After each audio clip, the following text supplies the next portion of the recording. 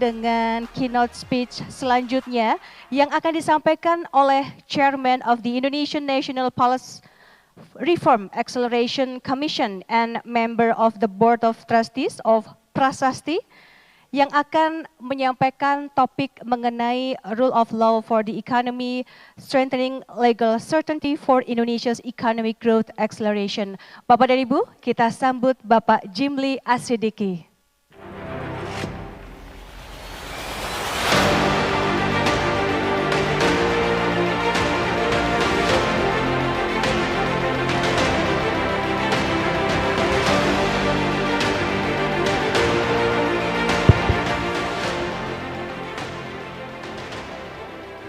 Assalamualaikum warahmatullahi wabarakatuh. Salam, Om Swastiastu, Namo Buddhaya, salam kebajikan, salam untuk kita semua. Bapak Ibu, saudara-saudara sekalian, sebagai Board of Trustees, mudah-mudahan kami di Board of Trustees bisa mewakili masyarakat memberi trust kepada prasasti. Saya ucapkan terima kasih atas kehadiran Bapak Ibu, saudara-saudara semua. Tapi sudah pada pulang ya, Pak Menteri tadi sudah pulang, alhamdulillah. Sama dengan Menteri juga ini, Pak Pandu hadir akan memberikan materi pada kesempatan berikutnya. Saya hanya ingin menyampaikan bahwa dari semua yang kita diskusikan, ini penting untuk didengar, dipahami bersama oleh policy maker. Jadi aspirasi dari pikiran-pikiran cerdas Bapak Ibu saudara-saudara semua, praktisi maupun juga dari dunia usaha, ini kan pada akhirnya harus diadop menjadi public policy resmi. Dan public policy itu isinya, bungkusnya itulah hukum. Maka hukum itu harus menangkap menjadi formula kebijakan yang mengikat untuk kegiatan bernegara. Tapi isinya itu public policy yang substansinya berasal dari kebutuhan nyata dari lapangan, terutama di dunia ekonomi. Kita tahu bahwa state, civil society, dan dunia usaha ini tiga-tiganya adalah aktor yang sama penting dalam membangun bangsa. Bahkan saya sering bercanda, yang dapat makan dari negara itu kan paling banyak 25 juta orang. 5 juta menjadi pejabat, menjadi PNS, jadi honorer dan sebagainya, cuma 5 juta. Kalau 5 juta punya anggota keluarga masing-masing 4, berarti 25 juta. Negara bangkrut 25 juta orang. Tapi penduduk kita kan 280 juta. Makannya dari mana? Dari dunia usaha. Nah karena itu negara harus bertanggung jawab untuk mengatur public policy yang mendorong supaya kegiatan dunia usaha itu bisa tumbuh, berkembang dengan sustainable dan berkualitas, kira-kira begitu. Nah karena itu saudara-saudara, orang-orang hukum ini harus mendengar ini. Dan kita udah sepakat ketika mendirikan negara, negara kita ini dibangun sebagai negara hukum, the rule of law, not of man. Jadi yang memimpin negara kita ini bukan orang, tapi aturan. Itu makanya disebut the rule of law, not of man. Intinya ada 3, supremacy of law, equality before the law, dan due process of law. Kalau dulu due process of law itu hanya due process of law enforcement. Kalau sekarang tidak cukup. Due process of law making juga harus due process. Cara membuat aturan, cara membuat undang-undang harus ada meaningful participation. Karena itu kita bikin MK. Karena itu kita membuat juga regulasi bisa di-challenge, bisa diadili. Kalau dia undang-undang bawa ke MK, kalau peraturan di bawah undang-undang dibawa langsung ke Mahkamah Agung. Maksudnya regulasi harus dibuat dengan benar, sesuai dengan due process of law. Nah, mengapa demikian saudara-saudara? Karena negara kita ini ya negara hukum. Tapi hukumnya itu harus hukum yang demokratis. Mendengar, jadi bukan hanya ditentukan dari atas. Rechtsstaat, negara hukum. Hitler pun mengklaim dirinya Rechtsstaat juga. Tapi undang-undang segala macam peraturan dibuat sendiri. Nah, itu Rechtsstaat klasik. Rechtsstaat zaman sekarang harus demokratik Rechtsstaat. Demokratik rule of law, kira-kira begitu. Nah, karena itu saudara-saudara, ya, rule of law atau negara hukum ini harus jadi pegangan kita. Hukum yang paling tinggi yaitu kesepakatan tertinggi namanya konstitusi. Maka yang tadi supremacy of law itu tercermin dari supremacy of the constitution. Konstitusi itu UUD, Undang-Undang Dasar. Tapi kita hidup di UUD yang kedua, ujung-ujungnya urusan duit. Nah, itu UUD juga. Jadi ada dua macam UUD. UUD yang pertama norma tertinggi. UUD yang kedua realitas tertinggi. Akhirnya tidak bisa kita hidup dengan realitas. Dan itulah logika pasar. Di mana saudara-saudara dunia usaha bergelut di dalamnya.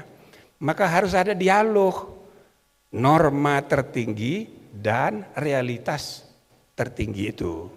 Nah, karena itu saudara-saudara sekalian, dialog semacam ini ya penting sekali. Saya merasa menikmati dari tadi. Wah, bagus sekali ini untuk didengar oleh para sarjana hukum. Jangan merasa benar sendiri. Dengerin, ya kan, apa yang terjadi di dunia nyata. Nah, saudara-saudara, kita mengidealkan negara kita negara hukum. Konkret lah itu. Sejak di BPUPKI dulu kita udah sebut Rechtsstaat, bukan Machtstaat. Machtstaat artinya negara kekuasaan. Waktu kita reformasi malah kita pertegas. Pasal 1 ayat 1 Undang-Undang Dasar kita itu bunyinya negara Indonesia ialah negara kesatuan yang berbentuk republik. Ialah, menggunakan kata ialah. Tapi pasal 1 ayat 3, negara Indonesia adalah negara hukum. Jadi dipertegas di pasal 1 ayat 3 bahwa negara kita ini negara hukum, bukan negara kekuasaan. Rule of law, bukan rule of man by using law. Dalam kenyataan praktek, rule of man by using law. Jadi hukum itu hanya jadi alat saja dari the rule of man. Nah, itu bahasa Inggrisnya bukan rule of law, tapi rule by law. Hukum itu hanya jadi alat. Harusnya tidak begitu. Tapi yang jadi masalah saudara, budaya politik kita masih feodal. Budaya yang kita warisi, budaya kerja kita di organisasi, dimanapun, itu feodal. Kita ini menghamba kepada orang, bukan menghamba kepada aturan yang disepakati bersama. Ini problem kita. 80 tahun kita sudah merdeka, mengimpikan negara hukum, nyatanya budaya feodal masih kuat sampai sekarang. Selalu saya ulang ini cerita bagaimana rumusan pasal Undang-Undang Dasar waktu diperdebatkan di BPUPKI tidak ada satupun yang pakai puting. Perdebatan akhirnya aklamasi. Yuk kita sepakat begini, begini, begini. Ketok palu oleh Rajiman Widyo Diningrat. Tapi ketika membahas mengenai republik, berdebat keras saudara-saudara. Banyak yang ngotot. Setidaknya ada 9 orang ngotot. Akibatnya, ya udah kata Rajiman, kita puting aja, kita pakai stem. Maksudnya pakai pungutan suara. Apa itu? Ketika bersepakat membentuk republik. Sebab banyak yang mengusulkan, jangan republik. Apaan itu republik? Bahasa Jawanya apa itu republik? Bahasa Sundanya apa? Nggak ada yang jelas. Maka usulnya, ya udah kita pakai kerajaan aja, kesultanan. Nah, tapi begitu diputing, 55 orang memilih republik. Yang memilih kerajaan itu cuma 6 orang. Tapi karena ngotot sekali, itu paksa pakai puting. Nah tapi saudara, ini sejarah. Seandainya sebelum dibuat keputusan dibikin referendum dulu, seluruh rakyat Indonesia Sabang sampai Merauke ditanya, mau republik atau kesultanan? Niscaya yang menang itu kesultanan. Karena rakyat Indonesia Sabang Merauke enggak paham apa itu republik, bahasa apa itu. Itu loh. Ini gambaran budaya yang kita warisi, saudara. Nah, apakah sesudah 80 tahun Indonesia merdeka sudah beres? Enggak. Itu tercermin di semua lingkungan partai politik. Ya kan? 8 partai, 8 ketua umum yang menentukan. Dan ujung-ujungnya 8 keluarga. Itu loh. Nah, maka kunci untuk masa depan kita perlu melakukan gerakan modernisasi budaya politik. Ini kunci pelembagaan politik dan budaya politik harus dimodernisasi. Modernisasi pelembagaan dan budaya kerja kita ini prasyarat menuju Indonesia emas 20 tahun lagi. Nah, oleh karena itu saudara-saudara sekalian, kita harus perbaiki ini sistem hukum kita ini, baik rule sistemnya maupun institusi-institusi hukumnya. Ya, saya ditugasi oleh Bapak Presiden, ya kita mulai dululah dengan polisi. Karena ini yang paling pertama. Maka kemarin waktu Agustus September kelabu itu yang dibakar kan banyak sekali kantor polisi. Karena dia yang paling depan. Padahal orang marah itu bukan hanya kepada polisi, pada semuanya. Termasuk kepada para hakim. Masa ada guru sekolah mau membantu membayar guru honorer yang belum dikasih honor, ngumpulin dana, lalu diproses hukum. Polisinya rajin pula, lalu jaksanya rajin pula, sampai ke hakim, masa dikasih sanksi 1 tahun penjara. Padahal tidak ada niat buruk, orang mau membantu guru honorer.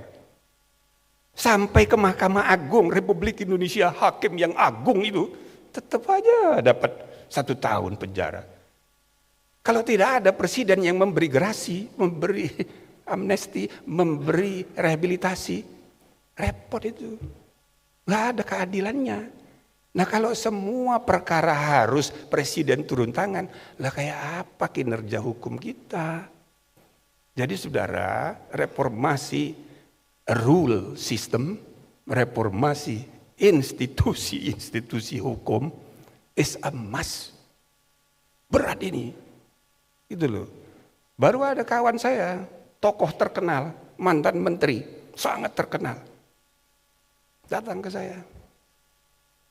Pak, tolong bantu saya. Ada apa? Ini ada perkara saya, ini tanah saya 5 hektar di Bekasi. Saya sudah menang di Mahkamah Agung. Pengadilan tingkat 1 menang, tingkat 2 menang, tingkat 3 menang. Sekarang udah mau setahun eksekusinya, nggak bisa jalan. Dimintain lagi ini. Ampun, padahal sudah inkrah. Sudah inkrah. Iya kan? Nah jadi ini praktek bayar. Ini mulai dari pangkal sampai ke ujung. Makanya saya bilang, kalau para penegak hukum rapat koordinasi akhir tahun, ngadu siapa yang paling banyak dapat hasil perasan, itu sama banyaknya. Mulai dari polisi, jaksa, ya kan? Lalu sebelum hakim, panitera dulu. Panitera bilang, hakimnya minta sekian Pak, padahal hakimnya nggak tahu. Nah, gitu. Maka nanti sudah selesai hasil perasan, tinggal tulang-tulang, baru hakimnya. Tapi kata lawyer, iya Pak, hakim dapat tulang. Tapi di dalam tulang kan ada sumsum Pak. Dengan kata lain, semua dapat. Tapi semua itu yang paling banyak dapatnya apa? Ya lawyer. Dia yang ngatur, dia manajernya. Gitu loh. Nah jadi saudara-saudara, dunia hukum kita harus dibenahi supaya bisa menopang ya perkembangan dunia usaha yang sangat pivotal kedudukan dan perannya dalam kemajuan bangsa dan negara. Jadi kira-kira itu yang saya pikir penting untuk mendapat perhatian kita semua. Nah karena itu saya ingin supaya jangan terlalu panjang, mudah-mudahan nanti makalah saya bisa dibagikan kepada semua peserta. Rule of law di dunia usaha, saya membayangkan banyak hal yang perlu dibenahi dalam kinerja negara hukum kita ini. Mulai dari struktur, kultur maupun ya reformasi instrumen-instrumen aturannya. Dan aturan-aturan pun, alhamdulillah ini kita udah punya KUHP baru. Kita butuh 80 tahun baru bisa menggantikan KUHP buatan Belanda. Alhamdulillah, ya kan? Dan tentu ada filosofi-filosofi baru di situ, termasuk mengenai prinsip restoratif justice. Tentu banyak masalah dalam pelaksanaan awalnya ini, tetapi itu dimaksudkan supaya pemidanaan itu tidak selalu harus membalaskan kesalahan, retributif, tapi bisa juga restoratif, memulihkan. Jadi, ya kan, misal ada pejabat yang salah menggunakan uang negara. Sebelum ini dipenjarakan, ya diperiksa dulu. Dia suruh kembalikan dulu duitnya. Kalau kembali itu duit, kerugian negara sudah dipulihkan, kan nggak perlu dipenjara lagi. Orang di penjara sekarang udah penuh. 200% over kapasitas penjara itu. Dan yang masuk penjara itu, Bapak Ibu Saudara-saudara, yang tobat itu cuma 30%. 30% kedua makin jahat. 30% kedua dendam, nggak terima sampai meninggal. Tapi yang gawat yang 40% makin jadi. Maka pemenjaraan itu tidak efektif. Jadi dengan kata lain, rule of the law ini harus dibenahi. Ya kan? Termasuk saya selalu mendorong supaya kita memperkuat juga rule of ethics di samping rule of law. Supaya etika itu kita tata, etika berbangsa dan bernegara, sehingga tidak semua melalui pendekatan hukum, tapi juga pendekatan etika. Nah, semua ini saudara-saudara membawa saya pada kesimpulan perlunya 5 usul kebijakan. Nah, tampilkan mana 5 itu. 1, penguatan due process dalam pembentukan regulasi. Ya, mulai dari undang-undang, peraturan di bawah undang-undang itu partisipatoris. Harus ada meaningful participation, termasuk dunia usaha harus terlibat, termasuk aktivis lingkungan. Coba, undang-undang lingkungan itu sudah merumuskan kata-kata jelas bahwa aktivis lingkungan tidak bisa dipidana dan tidak bisa digugat perdata. Undang-undang lingkungan itu namanya kebijakan anti-SLAPP. SLAPP artinya strategic litigation atau strategic lawsuits against public participation. Tapi saudara tahu enggak?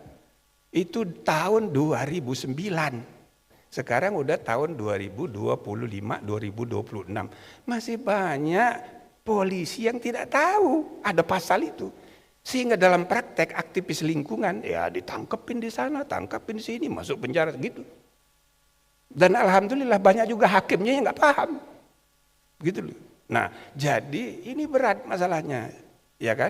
Nah, ini ada kaitan dengan itu tadi, green economy tadi, ya kan? Kebijakan lingkungan ini kan harus ngerem, tapi undang-undang investasi ngegas. Nah, ini kan ada pertentangan dalam praktek, gitu.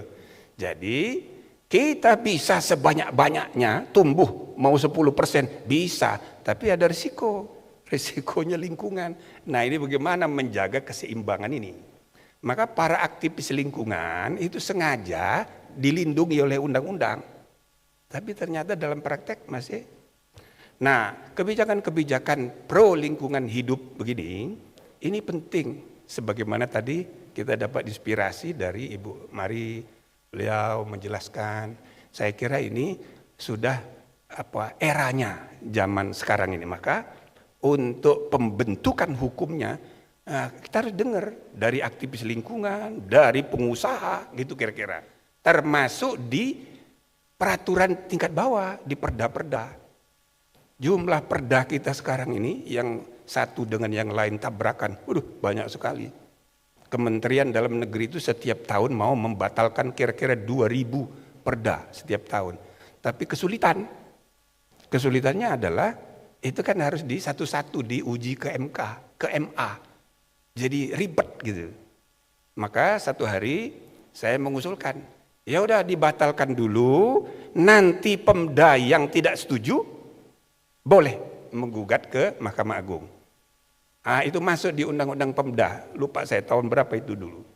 Terus dibawa ke MK yang sekarang generasi sesudah saya ini. Dibatalkan tuh Mas. Jadi yang mengontrol itu produktivitas perda-perda seluruh Indonesia itu, ya kan? Yang hanya ditetapkan, diputuskan hanya teleponan antara ketua fraksi, yuk talk, yuk talk. Banyak sekali yang kayak begitu. Ini namanya regulasi tanpa meaningful participation. Jadi hasil pemilu itu jumlah suara itu dipakai sebagai alasan, sebagai dalih untuk membuat keputusan. Kami yang menang kok, talk, gitu loh. Ada undang-undang 1000 halaman hanya dalam 100 hari, talk. Gitu loh, contohnya itu, nggak usah disebut lah. Ya kan? Nah, jadi maksudnya partisipasi ini penting untuk mendengar semua aspirasi. Dan public discourse, ribut, nggak apa-apa, bagus itu.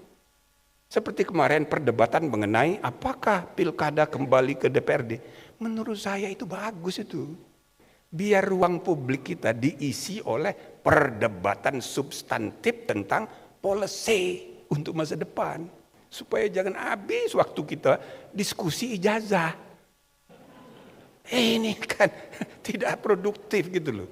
Nah, sayang kan politisi kan kurang begitu suka dia kalau ribut-ribut. Padahal itu bagus, ribut dengan substansi ide, it's okay. Nah, ini yang pertama ini harus ada kebijakan, ya, penguatan due process of law making itu penting.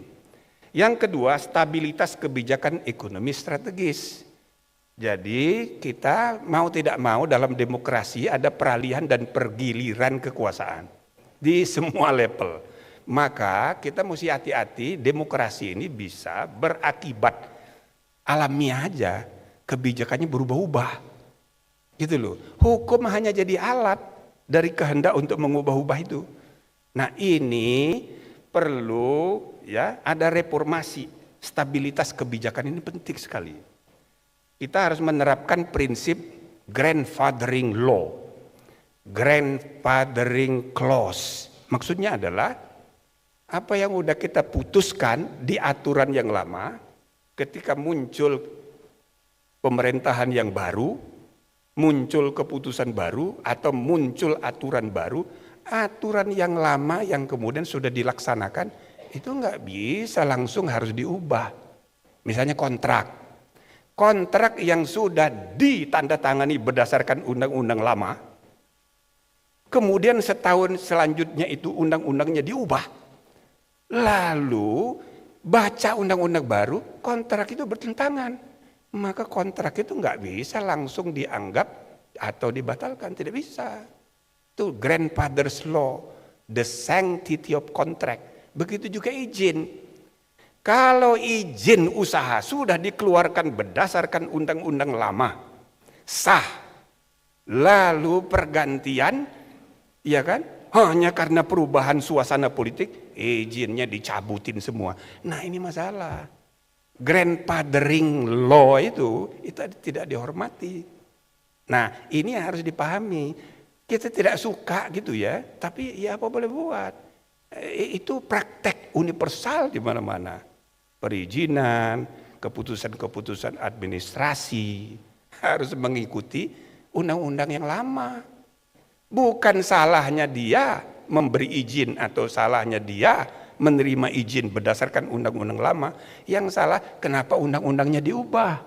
Nah itu namanya grandfather's law itu. Nah saudara-saudara, kemudian instrumen perubahan yang menentukan kedua adalah soal digitalisasi. Judicial governance, digitalisasi legal governance. Termasuk di kepolisian salah satu poin yang kami sangat tekankan, digitalisasi peradilan. Penanganan perkara berdasarkan digital. Dan alhamdulillah sekarang sesudah keluar undang-undang KUHP, maka sedang disiapkan, sudah di Seknek sekarang, Perpres tentang SPPTI. Sistem penanganan perkara atau sistem peradilan pidana berbasis IT. Sebetulnya masih kurang itu, tapi ya udah nggak apa-apa lah, sudah disebut IT gitu, TI. Nah, harusnya itu AI, artificial intelligence, lebih maju lagi. Tapi jadi intinya dengan pendekatan digital ini, maka itu banyak sekali yang akan mengalami perbaikan. Mulai dari polisi sampai ke kekuasaan kehakiman. Nah, juga reformasi birokrasi berbasis netralitas, birokrasi yang adaptif, kemudian netral dan profesional. Yang saya maksud adaptif itu adalah, mohon maaf, yang tadi stabilitas sudah ya, reformasi birokrasi. Nah ini yang saya maksud adaptif itu, saya jelaskan di halaman-halaman lain. Ada adagium kuno yang membedakan antara pejabat dengan rakyat. Quod non prohibitum est, licitum est. Apa yang dilarang, ya kan? Quod non prohibitum est, apa yang tidak dilarang oleh undang-undang artinya boleh. Nah itu bagi rakyat. Tapi bagi pejabat terbalik. Quod non licitum est, prohibitum est. Apa yang tidak diizinkan artinya dilarang.